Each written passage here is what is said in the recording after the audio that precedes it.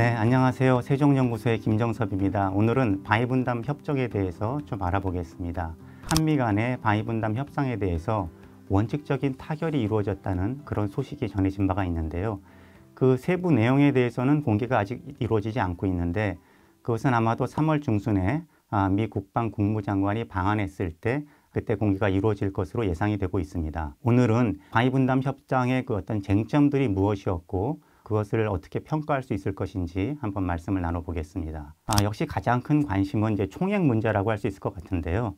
이번에 이제 어떻게 몇 % 인상안으로 정리될 것인지가 이제 관심이라고 할 수 있겠는데, 힌트가 하나 있습니다. 작년 3월에 한미 협상 실무팀 간에 합의됐던 안이 13% 증액이었습니다. 이것이 양국 정상의 재가되는 과정에서 트럼프 대통령이 이것을 승인하지 않아서 그것이 이제 교착 상태에 빠졌고 현재까지 이루어지고 있는 그런 상황이라고 할 수가 있겠습니다. 물론 지난 트럼프 행정부 시절에 있었던 일이긴 하지만 이번에 13% 아니라는 것이 한미 실무협상팀 간에 합의했던 안이기 때문에 이번 바이든 행정부 들어와서도 이 수준으로 정리되지 않을까 이제 그렇게 전망이 되고 있습니다. 물론 바이든 행정부는 트럼프 대통령하고는 다르게 동맹국들을 비용 문제 가지고 그렇게 심하게 압박할 것 같지는 않습니다.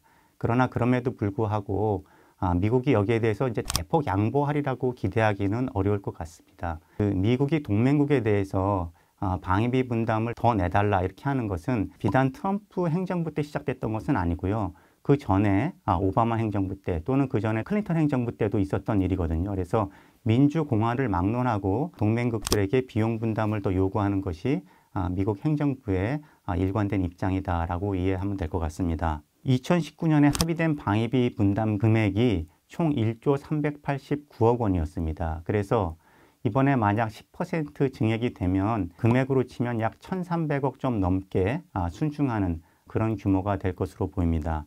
이렇게 되면 이 증액은 결코 이제 적은 규모는 아니라고 보이고요. 트럼프 대통령이 동맹국에 대해서 한국도 비롯해서 나토 동맹국들에 대해서 안보를 미국에 무임승차한다 이제 이런 비판을 한 적도 있었는데요. 사실이 아니죠. 우리가 방위분담금으로 그 미국의 비용을 분담하는 비율을 보면요.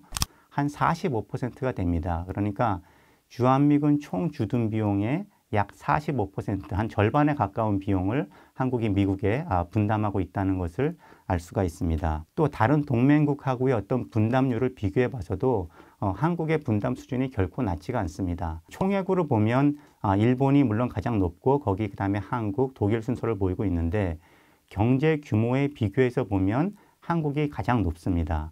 그러니까 2018년에 GDP 대비 방위비 분담금 비중을 보면 우리는 한국은 0.052%고요.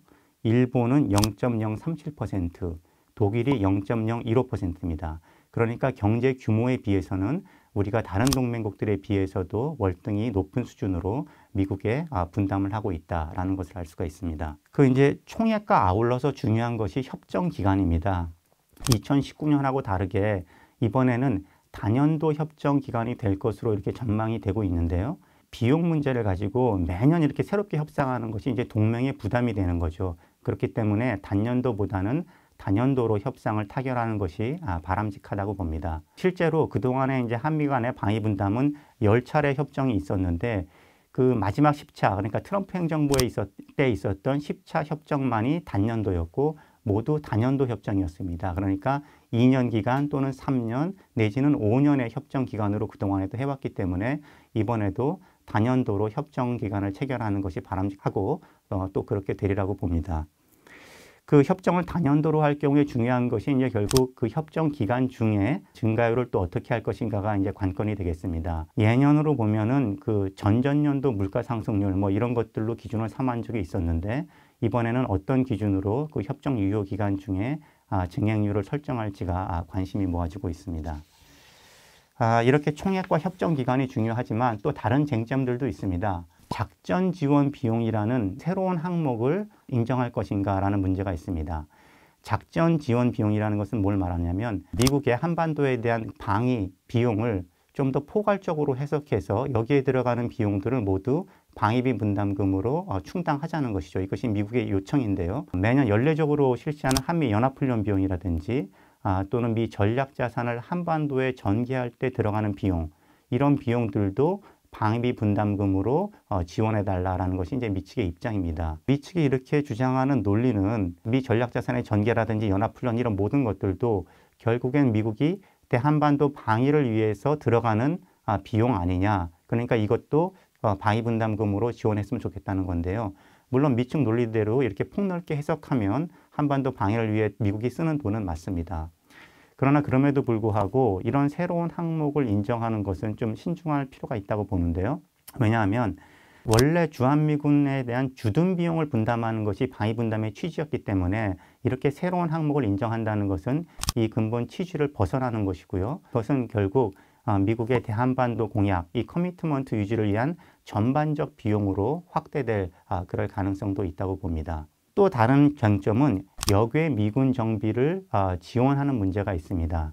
역외 미군 장비라고 하는 것은 한반도에 주둔하지 않는 한반도 바깥에 있는 미군 자산을 한국의 방위비 분담금으로 정비하는 것을 말합니다. 그러니까 예를 들어서 미 태평양 소속의 미군 자산이라든지 또는 주일 미군에 있는 미군 자산을 한국의 방위비 분담금으로 써서 정비하는 것을 말합니다. 실제로 한 매년 200억 정도 수준으로 주일 미군 소속의 그 항공기들을 한국 방위 분담금으로 창정비하고 있는 것으로 그렇게 알려져 있습니다. 물론 이제 이렇게 해당 자산은 이제 한반도 밖에 있지만 이것을 한국의 방위비 분담금으로 정비하는 이유는 이런 역외 자산들도 한반도 유사시에는 증원되는 미군의 자산으로 이렇게 계획되어 있기 때문입니다. 또 이런 그 역외 미군 자산이라 할지라도 이 정비가 결국에는 국내에서 이루어지고 국내 업체에서 이루어지기 때문에 이 모든 것들이 한국의 국가 경제에 환류된다라는 긍정적 측면도 없지 않습니다.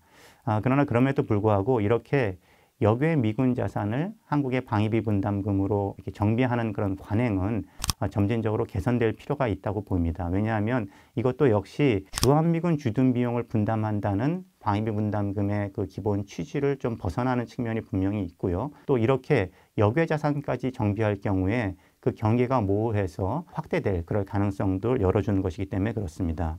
이렇게 쟁점들을 좀 살펴봤는데요. 이런 쟁점들이 수준이 어떻게 타결될지는 결국 내용들이 공개돼야 알 수 있을 텐데요.